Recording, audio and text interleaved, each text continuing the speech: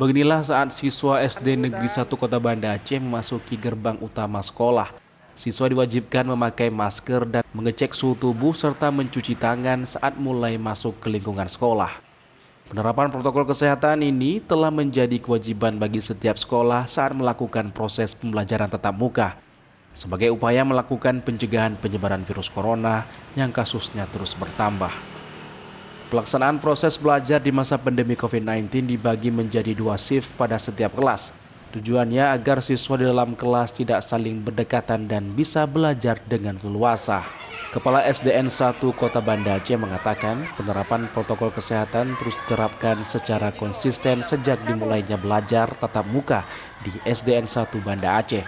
Semua prosedur protokol kesehatan dijalankan sejak pagi saat siswa baru datang dan di sekolah setiap 1 bulan sekali diupayakan dilakukan penyemprotan disinfektan untuk pencegahan. Tiap kelas itu masuknya setengah, 32 per lokal, jadi yang masuk shift pertama adalah 16 orang, kemudian dilanjutkan shift kedua 16 orang.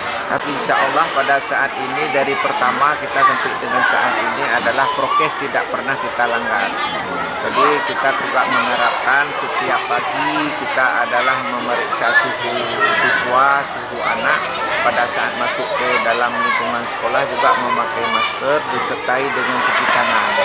Jadi dalam hal ini juga dengan kebersihan yang lain kita penuhi.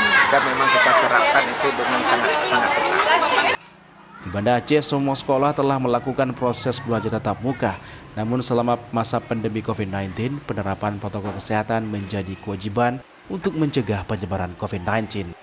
Saat ini kasus COVID-19 di Aceh terus bertambah. Dari data terakhir pemerintah Aceh, kasus terkonfirmasi positif di Aceh bertambah 104 orang. Pasien dalam perawatan menjadi 2.019 orang. Pasien sembuh 93 orang dan meninggal 6 orang.